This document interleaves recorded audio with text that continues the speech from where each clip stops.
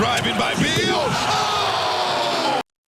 The Suns went out absolutely sad. The Timberwolves finished in the sweep of the Suns last night, 122-116. And boy, congrats to the Timberwolves. They played a really good series throughout. I mean, the Suns had some success here and there, but the Timberwolves really had control of this series from beginning to end. So I want to say congrats to the Timberwolves. Don't want to take any credit away from them, what I'm about to say. And that Nuggets series is going to be very interesting now. But we got to talk about the Suns and really not just this series, but the absolute train wreck of a season they've had. Let's start with Frank Vogel, who he's not fired at the moment of me recording this video. I would be surprised if he doesn't get fired by the time this video actually gets out. It's looked bad. And I've been a Vogel defender, especially I thought he was a big part of the Lakers winning the championship in the bubble, but this year it just hasn't been it. He's known for having good defensive teams, and even they've been a wreck defensively, and I'll get to some of the reasons why that is. It's not all on him, but yeah, it looks bad for Vogel. And even see Bradley Beal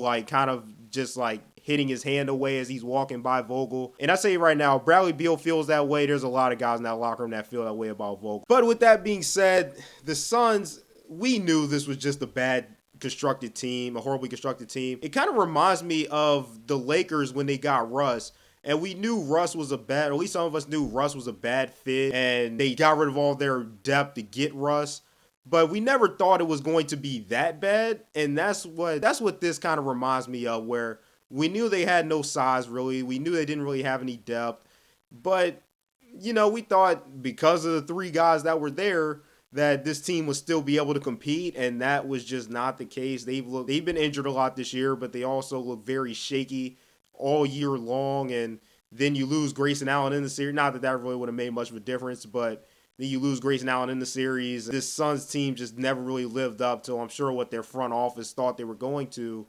But again, the history with the Suns front office is not great, especially with building teams. I know you guys remember the three-headed monster and all that, and this kind of reminds me a little bit of that too. 5-10 years ago, back in this, what I call the super team era, you can kind of get away with this, get as many big names and superstars as possible. But the teams that are thriving now in these past couple years has really had a lot of depth. And the role players played well off the superstars. I don't feel like that's it with this team. It's just Devin Booker, Bradley Beal, or Kevin Durant, high pick and roll, and everybody else just kind of corner sitting.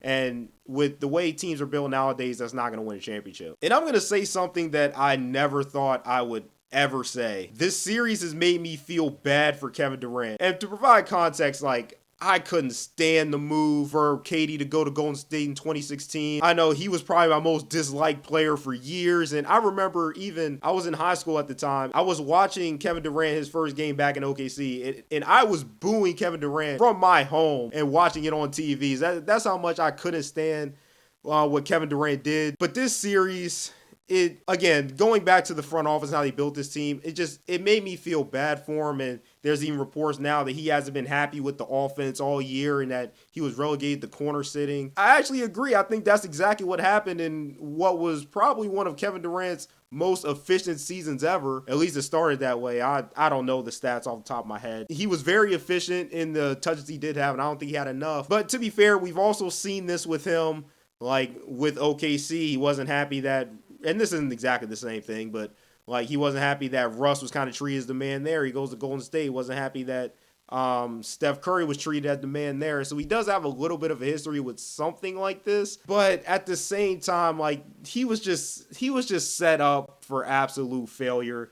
And I guess for me, even though obviously I don't like everything Kevin Durant's done with his whole career, but I think the tragedy for me when it's going to come to this is Kevin Durant, because of his lack of playoff success outside of the Warriors, in my mind, skill-wise, he might be a top 10 player of all time, but he's never going to be even close to those discussions. His real only success in winning championships has been with Golden State. And at the end of the day, we can look at stats, and they do matter. These players are judged based on how their team's doing, if their teams win or not. So yeah, this is embarrassing for the Suns, and I don't even know where they go from here, because apparently they don't have any picks for the next 5 year, whatever it is. Not that the Timberwolves are a bad team by any stretch of the means. They had a very good year, but this is very, very embarrassing for their organization.